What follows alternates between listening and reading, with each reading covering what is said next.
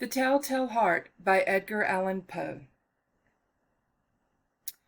True, nervous, very, very dreadfully nervous, I had been and am. But why will you say that I am mad?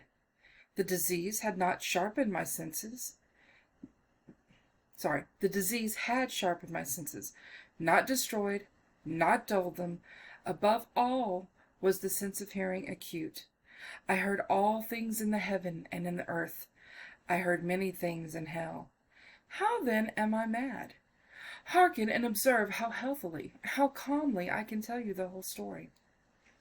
It is impossible to say how first the idea entered my brain, but once conceived, it haunted me day and night. Object, there was none. Passion, there was none. I loved the old man. He had never wronged me. He had never given me insult. For his gold I had no desire. I think it was his eye. Yes, it was this. He had the eye of a vulture, a pale blue eye, with a film over it.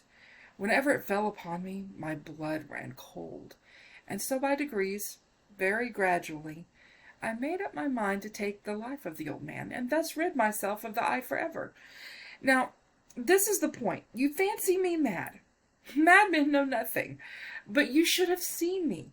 You should have seen how wisely I proceeded, with what caution, with what foresight, with what dissimulation I went to work. I was never kinder to the old man than during the whole week before I killed him. And every night, about midnight, I turned the latch of his door and opened it. Oh, so gently. And then, when I made an opening sufficient for my head, I put in a dark lantern, all closed, that no light shone out, and then I thrust my head. Oh, you would have laughed to see how cunningly I thrust it in.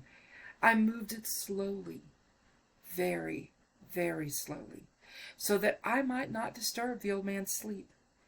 It took me an hour to place my whole head within the opening, so far that I could see him as he lay upon his bed. Would a madman have been so wise as this? And then, when my head was well in the room, I undid the lantern cautiously. Oh, so cautiously. Cautiously, for the hinges creaked. I undid it just so much that a single thin ray fell upon the vulture eye. And this I did for 7 long nights, every night, just at midnight. But I found the eye always closed, and so it was impossible to do the work. For it was not the old man who vexed me, but his evil eye. And every morning, when the day broke, I went boldly into the chamber and spoke courageously to him, calling him by name in a hearty tone, and inquiring how he had passed the night. So you see, he would have been a very profound old man indeed to suspect that every night, just at 12, I looked in upon him while he slept. Upon the 8th night, I was more than usually cautious in opening the door. A watchman's minute hand moves more quickly than did mine. Never before that night had I felt the extent of my own powers, of my sagacity. I could scarcely contain my feelings of triumph to think that there I was, opening the door little by little, and he not even to dream of my secret deeds or thoughts. I fairly chuckled at the idea, and perhaps he heard me, for he moved on the bed suddenly, as if startled. Now you may think that I drew back, but no. His room was as black as pitch, with a thick darkness, for the shutters were close-fastened, through fear of robbers. And so I knew that he could not see the opening of the door, and I kept pushing it on steadily, steadily. I had my head in, and was about to open the lantern, when my thumb slipped upon the fastening.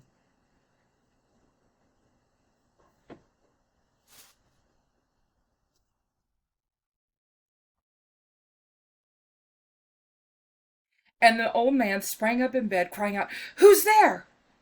I kept quite still and said nothing. For a whole hour I did not move a muscle, and in the meantime I did not hear him lie down. He was still sitting up in the bed, listening, just as I have done, night after night, hearkening to the death watches in the wall. Presently I heard a slight groan, and I knew it was the groan of mortal terror. It was not a groan of pain or of grief. Oh no! It was the low, stifled sound that arises from the bottom of the soul when overcharged with awe. I knew the sound well.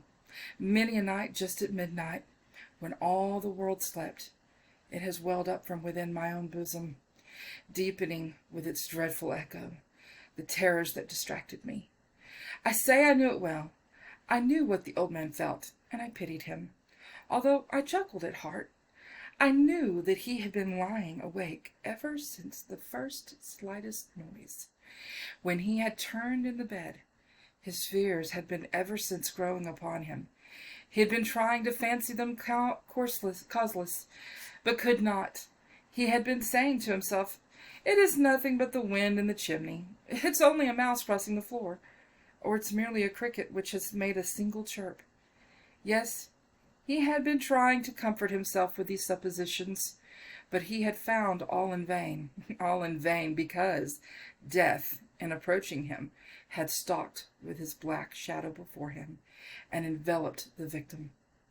And it was the mournful influence of the unperceived shadow that caused him to feel, although he neither saw nor heard, to feel the presence of my head within the room. When I had waited a long time, very patiently, without hearing him lie down, I resolved to open a very, very little crevice in the lantern. So I opened it, you cannot imagine how stealthily, until at length a simple dim ray, like the thread of the spider, shot from out of the crevice and fell upon the vulture eye. It was open, wide open, and I grew furious as I gazed upon it. I saw it with a perfect distinctness, all dull blue, with a hideous veil over it that chilled the very marrow in my bones. But I could see nothing else for the old man's face or person, for I had directed the ray as if by instinct precisely upon the damned spot. And have I not told you that what you make for madness is but over-acuteness of the senses? Now, I say, there came to my ears a low, dull, quick sound, such as a watch makes when enveloped in cotton. I knew that sound well, too. It was the beating of the old man's heart. It increased my fury, as the beating of a drum stimulates the soldier to courage. But even yet I refrained and kept still. I scarcely breathed. I held the lantern motionless. I tried how steadily I could maintain the ray upon the eye. Meantime, the hellish tattoo of the heart increased. I grew quicker, and louder every instant. The old man's terror must have been extreme. It grew louder, I say, louder every moment. Do you mark me well? I have told you that I am nervous, so I am.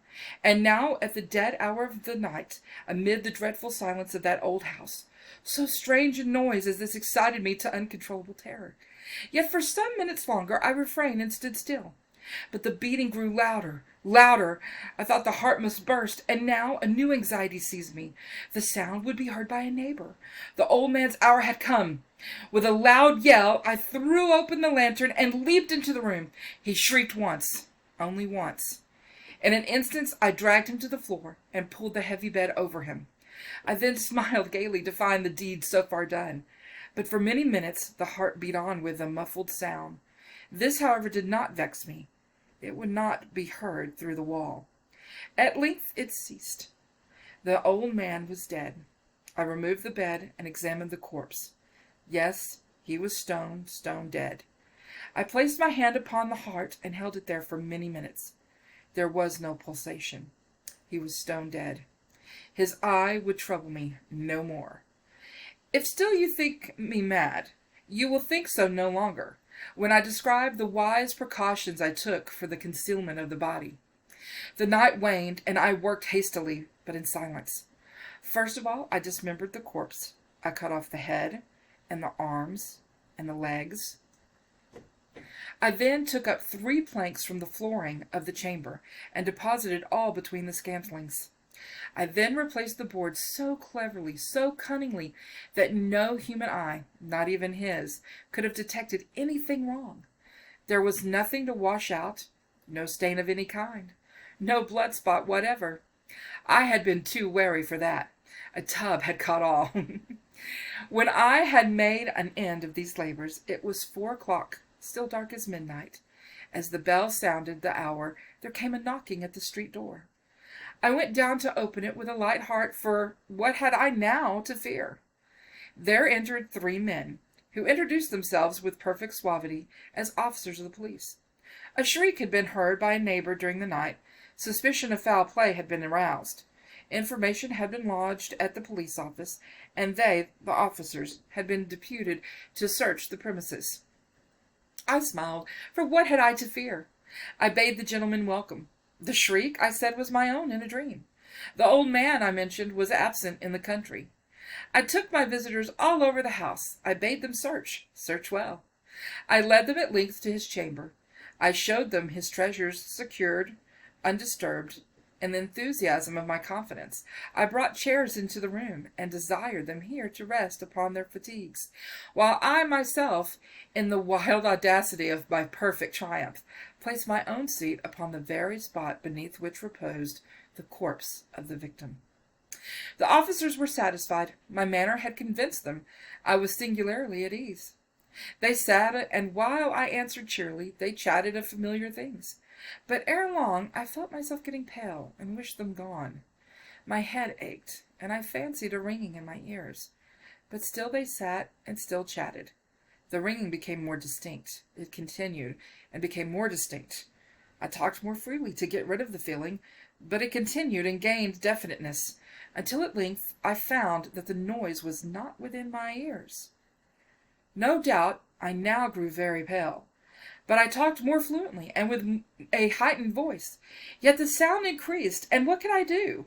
It was a low, dull, quick sound, much such a sound as a watch makes when enveloped in cotton.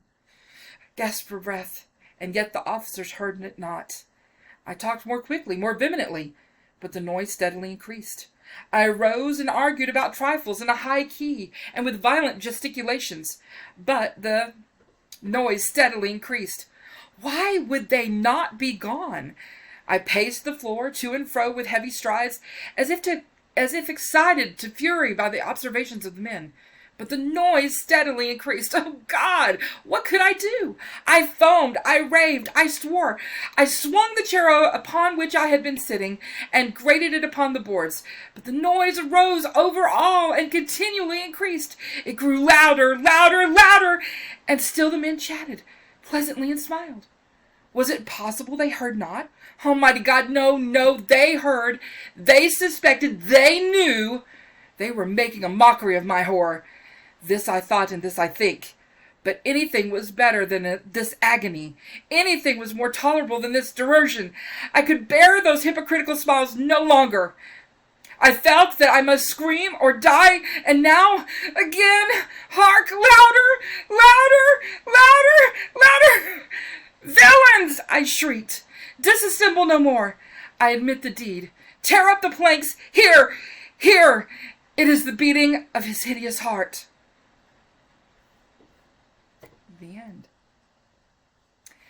Thank you. If you have any questions or need any help, please reach out to your language arts teacher.